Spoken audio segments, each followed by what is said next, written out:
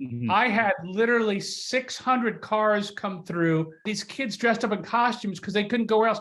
And we gave them a drive-through pumpkin giveaway. When you see someone be successful and it looks like effortless, what you don't see is all the behind the scene effort to make it look that way. So before we get into this, Keven, can you talk a little bit? Actually, you know what? Before we even do that, can you talk a little bit about what's your practice area, where you're located, and then talk a little bit about the pumpkin giveaways that you do, because I think they're really cool, and not just the end result of what you had the other day, but kind of how it started and the evolution and everything. Our practice area is in the Tampa Bay market. We have Social Security, disability, personal injury, workers' compensation, criminal defense, and DUI defense. One of the things that we started was that, we needed to differentiate ourselves from other law firms and trying to do something that was organically who we were. And one of those things was community involvement. And we looked at a lot of ways to do that and how to do it so it makes sense, to have some connection to the community, which has supported us with cases over the years. And also, how to develop organic relationships. If you're going to get a referral source, whether it's a doctor in a PI situation or a lawyer in a criminal defense case, or however you're getting business, the best way to get business is organically. You can do pay-per-click, that's wonderful. You can do a lot of things, but organic relationships are the best. And how do you do that?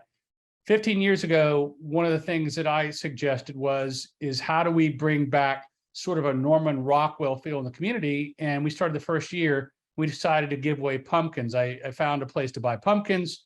I don't know what I paid the first year. We bought 50, gave away 50. We had maybe 40 people show up. That was it. We finished our pumpkin giveaway 2 weeks ago, Saturday, and we had just under 2,000 people. And with the 2,000 people, we gave away just under 1,000 pumpkins to 2,000 people, try to limit it per family. And we print up a signature T-shirt that I design every year that commemorates the event. When I do T-shirts, I make sure they're very comfortable. We started doing reviews about 3 years ago. And this year we finally got it down, and we didn't get 300 reviews, Bill. We got 307. So we got 307 reviews. And we've got those spaced out for all of our locations. We've got 6 business locations. You can't get 300. I'm going to tell you, you can't get 307 for one location. Google will let you do it, but you can space them out. I think we got as many as, 100, about 150 is the maximum you get per location per day. So you got to do it in the right way to do it. And that's what we did. So we divided those up over our 6 locations, got 307. As of the other day, they had all stuck other than 2. When I say stuck, anybody who's got Google reviews knows sometimes they don't stick, but that's kind of the general. I'll get more kind of granular too, Andy, and how to do it, best practices that I found that works. But the answer is we got 307, 305 total. It works really well, and it pops you, as you know, into the 3-pack. Your GMB explodes.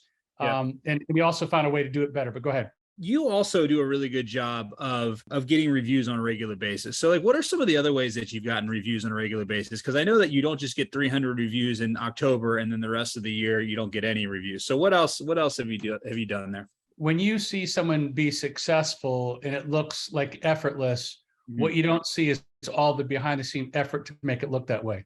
So I want to be clear, this is a lot of trial and error. And as you know, wisdom comes from making bad decisions. So we've gotten really smart over the last couple of years by doing the things wrong. A couple of years ago, we went and got all of these reviews that were 5-star.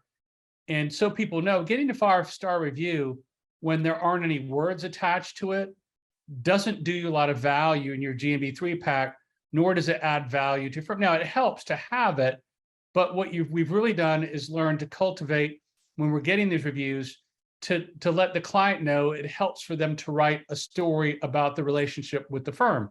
First thing you do is when to ask. Number one, when do you ask? You ask during the golden hour. Anybody who takes photographs know the best time to take a photograph is that hour before sunset because everybody looks creamy and you look wonderful. The best time to ask for a review is after you've walked on water, sometimes shallow water, gotten their case reduced, gotten their case dismissed, given them a 7-figure result in a settlement, done something where they're in that stage when they are to tears. That's when you ask them for the review and you walk them through it. That's the best time to do it. If you're asking for reviews 2 months after the case is closed, you will not get a response. It's just not going to work. The other thing, and I think everybody knows this, you can't have them give you a review on your Wi-Fi because that won't work. It's got to be on their cell phone. It's got to be on a separate IP address. So one review per IP address. So you've got to make sure that you do it that way. A, timing's number one. B, I've got my staff and lawyers to understand that they need to take parts in the review. We've got sheets. Example is what is a good review. They might think that giving a 5-star review in of itself is good. And I've explained to them that getting a 5-star review is wonderful, but that's a C. I want a 5-star review with words more than 30 words. Then I want a 5-star review with more than 30 words, and I want to add a photo. And even better, add a video. If you can do that and take 2 seconds, show them how to do it, that makes all the difference in the world, and it allows them to sell for you. Somebody asked a question at your events. How do you actually get them to leave your reviews at the events? The worst way to do it is to tell them, please leave me a review. No one knows what that means. So I had, and I've learned through trial and error, I'm a big fan of QR codes. So I went and got posters made that are larger than life size. So they had per every G&B location, there's a QR code and they scan it with their phone.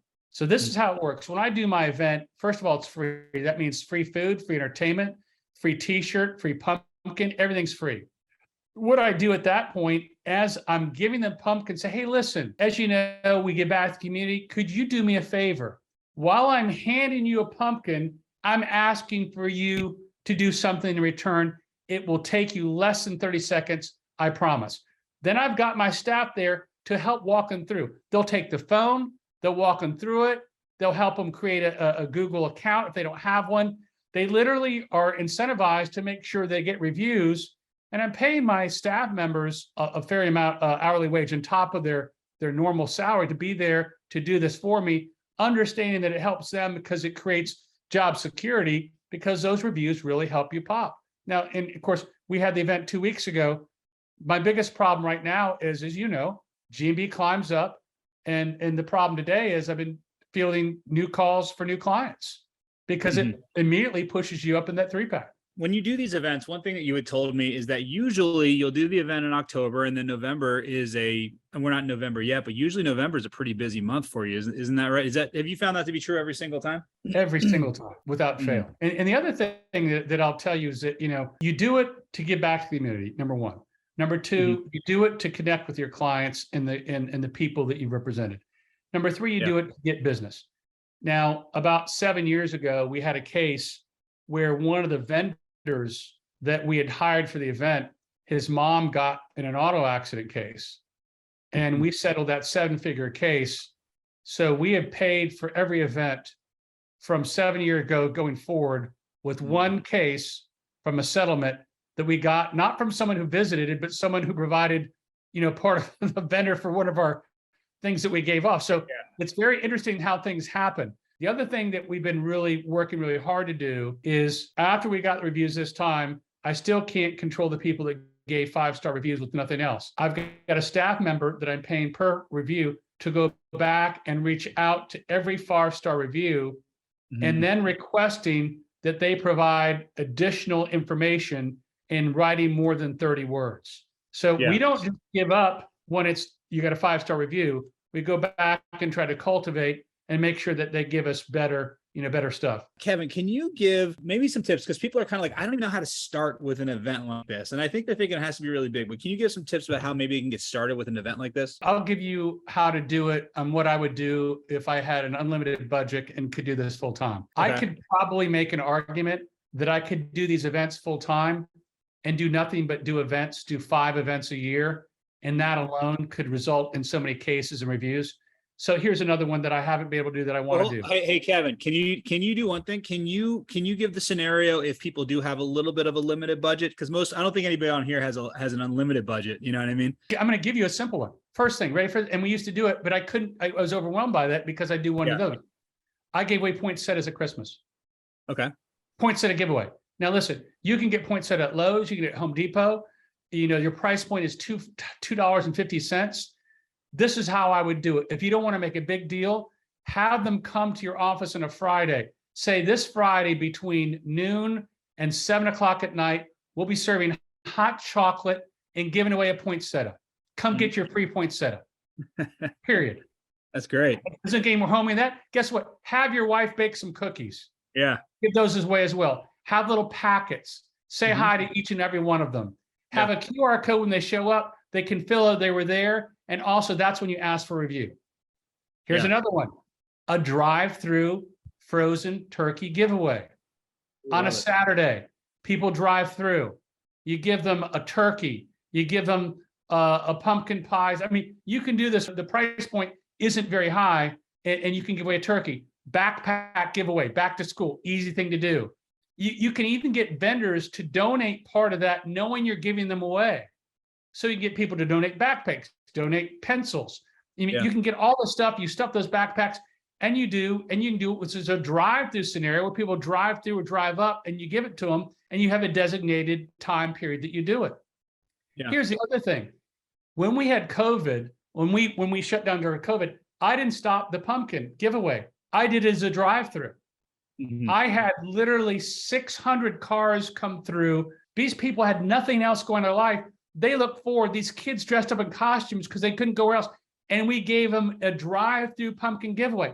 Here's the problem. I hired Clearwater Police Department to do traffic control. I had 4 cops. Halfway through it, the sergeant came up to me, and I felt, not because I look like it or sound like it was that YouTube video where they go, listen, Keven, we're shutting you down. You've got 4 miles of cars that are lined up to come through because nothing else was happening. Now, the reviews weren't that strong because we couldn't do it that time period. We gave a slip of paper, and then we said, if you give a review, we'll put you in for a drawing to win a bike. But we still didn't have that connection. But what you can do with poinsettias, you can do it with turkeys, you can do it with backpacks, you can do it with Arbor Day. I mean, be creative. You can give anything you want away to do it. It doesn't have to be that expensive. You just have to convince people to come to your office or come to a place. If your office isn't conducive, find a local place, park, place where people can come, pitch a tent, do it. The first year won't seem like a lot, but it will grow after that, and you got to be consistent. Now, the other thing is, I had 2,000 people show up, and you go, well, how do you get 2,000 people show up? The answer is I invited 25,000. Seriously, I sent out 25,000 email, text invites. Plus, I mailed it 1,500 hard copies. That's how it works.